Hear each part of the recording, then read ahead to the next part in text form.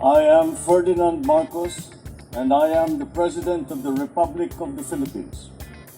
I stand today on behalf of 110 million Filipinos. Hello people, hello words, and hello Philippines. It's me again guys, Let's Talk Vlog. Shout out sa lahat ng mga Pilipino sa buong daigdig, especially sa mga OFW, of course guys, sa mga Marcos loyalists dyan, nanonood sa akin, sa mga senior. Hello, hello. So yan guys, mayroon tayong upload video update sa inyong lahat. Nakikita nyo si Pangulong Marcos, oh, gwapo ha. Parang hindi yata pagod ha, si Mr. President. So anyway guys, itong video na ito po guys, kapihan with the media, no? So, ang ginawa ng Pangulo dito mga kababayan, kinikwento niya, inilalahad niya po yung kanyang mga lakad or mga activities dyan po sa Riyadh, Saudi Arabia. Ayon po sa kanya, no? Isa sa pinaka unexpected na nangyari sa lakad niya, nagiging successful din naman talaga, as in yung 'di ba yung problema po ng Kuwait at ang Pilipinas, nagkaroon ng ban ipag-deploy sa mga pagpupunta ng mga OFW diyan.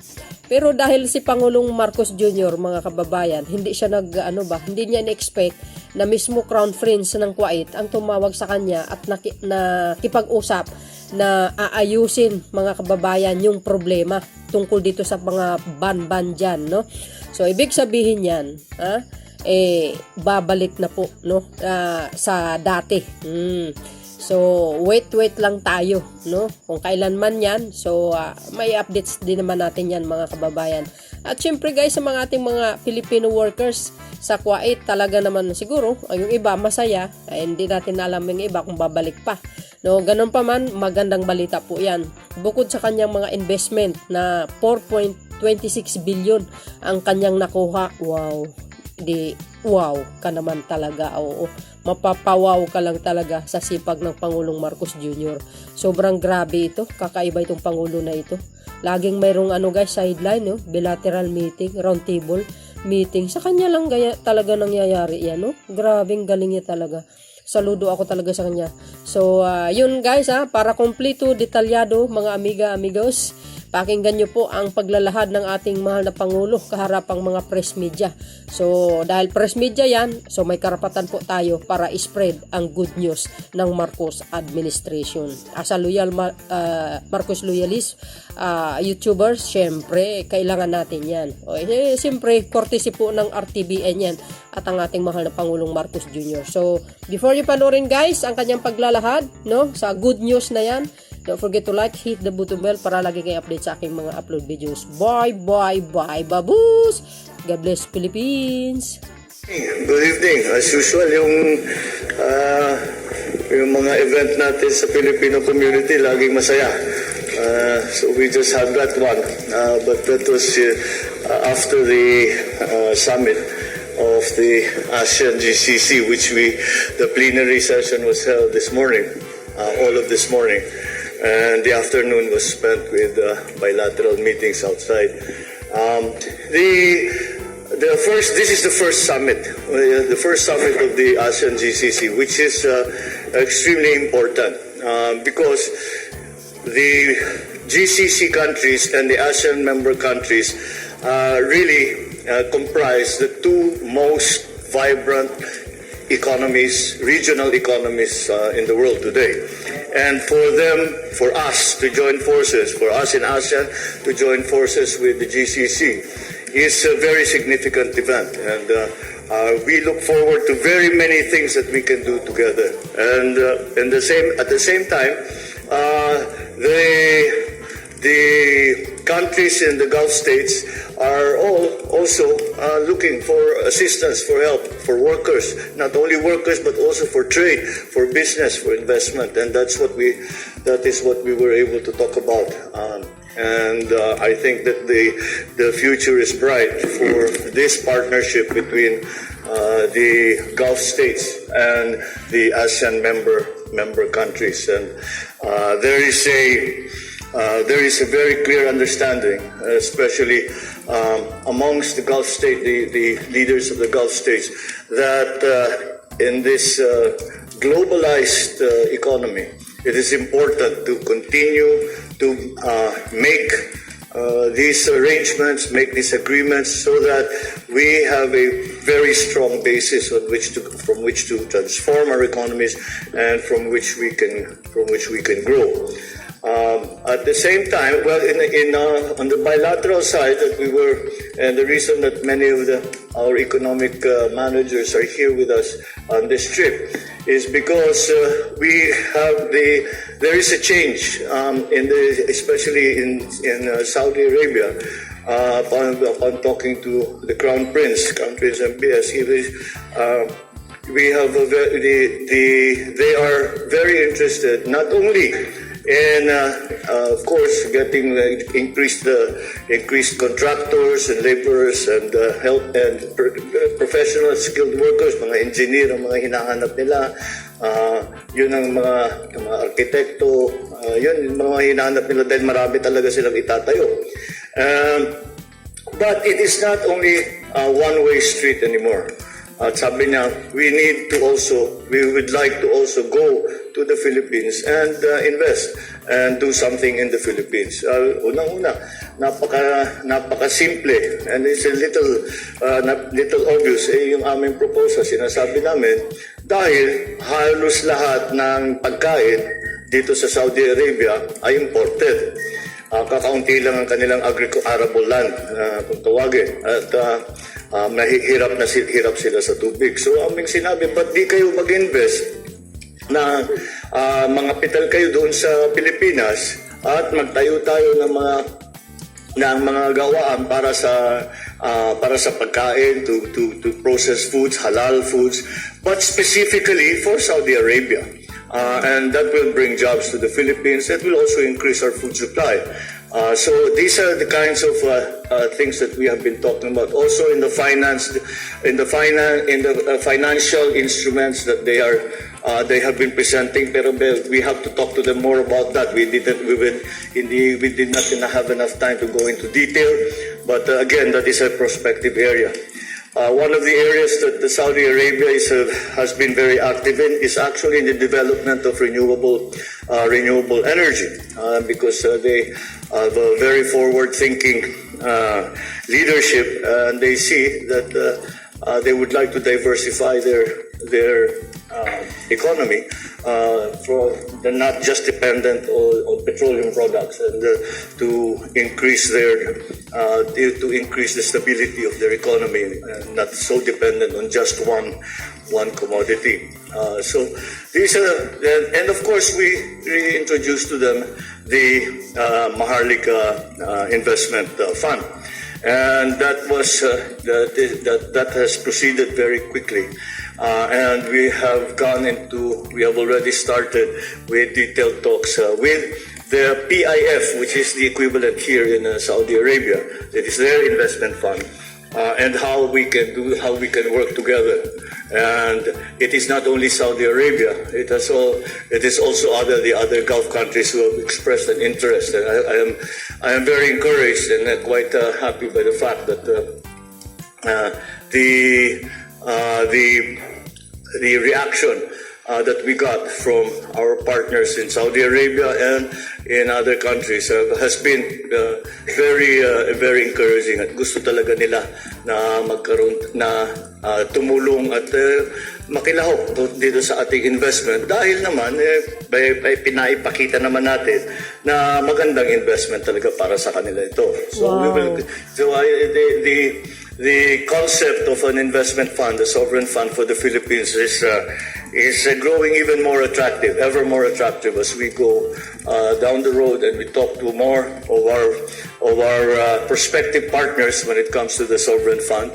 And I'm confident that once we get it operationalized, once we are able to start talking in detail with not only the investment funds but even private corporations and other governments as well. And that is precisely the role that we have envisioned for the sovereign fund, the Maharlika Fund, and that is what the direction that it has taken. And again, our partners have been very encouraging in the reaction to what we have presented to them. I also am happy to report that today, this morning, I was just asked after nasa plenary hall kami, we were making speeches, we got a message from the Crown Prince of Kuwait. Sabi niya, can we have a quick chat for just 3 to 5 minutes? He says it won't take very long. And we said, of course. And nag-usap kami. Tumayo lang kami sa mga pinaupuan namin, tapos pinabihan ko sila.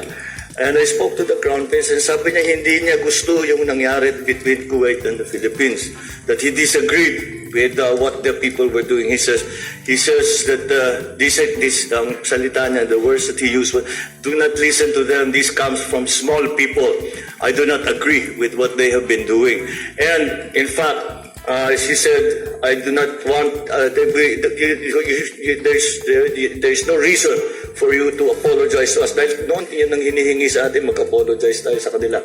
And sabi niya, as a matter of fact, I will apologize to you, sabi ng Crown Prince, dito sa nangyari.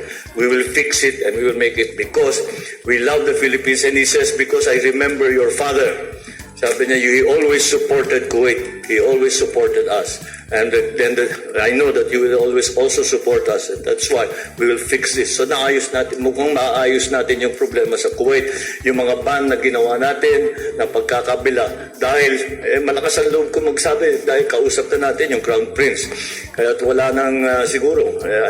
There's no, that is as high an authority as you need to resolve all of these issues that have arisen over the past months. So that is sinasabi ko nga sa ating mga kasamahan that just for that, worth it na itong naging biyahe natin dahil naayos natin yung problema sa Kuwait, which talaga sumasakit ang ulo namin kung paano namin gagawin. But that is one of the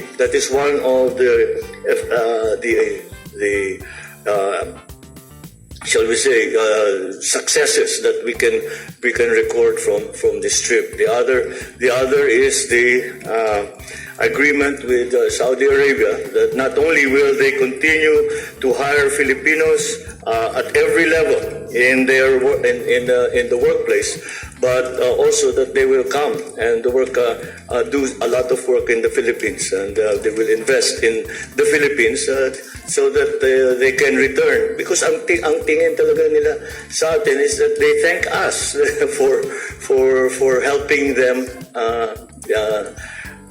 transform to progress their economy. At talaga naman we have played a very large part. Yes. Yesterday we had a very good roundtable meeting with the Saudi corporations in the different fields, the logistics, energy, agriculture, digitalization, and again we had presented the Philippines, we presented the sovereign fund, and we started to explore what are the things that we can do together. The minister of what tawag nila is MISA, which is the Ministry of Investment Saudi Arabia, was very helpful kasi yung minister nila spent 1 year pala nakatira sa Pilipinas. He was working with Petron for 1 year. He brought his family there. So napamahal siya sa Pilipinas. And he was very, very helpful and very, very encouraging. And he was really trying to bring together our plans and how they can be part of it. And that was also a very productive meeting.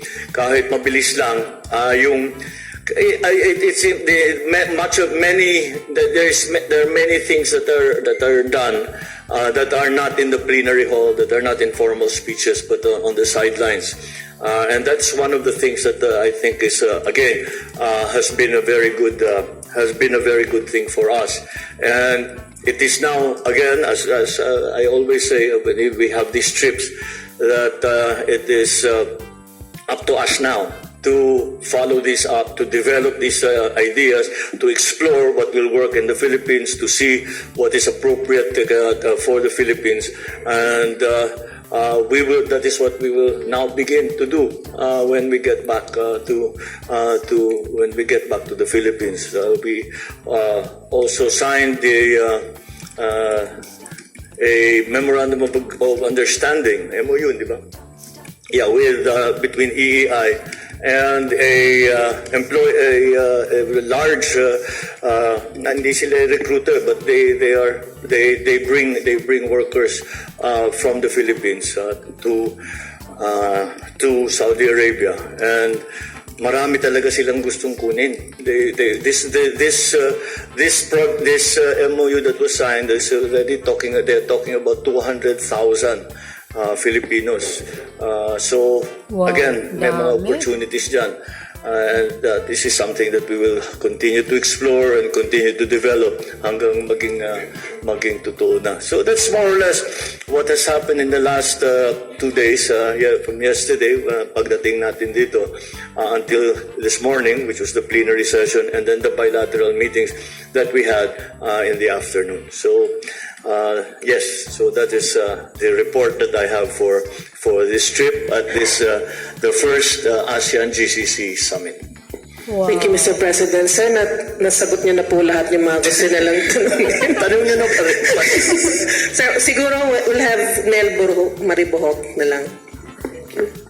Yes sir, kamusta po yung mga OFW po natin na hindi pa rin nababayaran yung kanilang salary? At kamusta po yung Salary? insurance?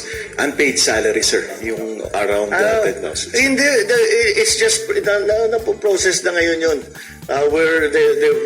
We are already coming to the point na na yung detalye na lang ang pinag-uusapan. Yung listahan ng mga claimant na nalinis na, maayos na, and we are just waiting for the details to be worked out between the Saudi side. But in concept, in principle, itutuloy talaga nila. Itutuloy talaga nila yung pagbayad doon sa insurance claims ng mga nagtatrabaho sa mga negosyo na nalugi nung nagsara nung COVID. So that's that will continue to go. Matatapos natin yan. Sir, when po kaya yung kailan po natin ina-expect sir na mababayaran yung kanilang salary? Well, I cannot say because it also depends on the internal processes in Saudi Arabia. So, but we again, I know for a fact that they will be paid. It's just a question of when. Yes. Wait lang. Long patient tayo. Makakarating din yan. That's it. Okay.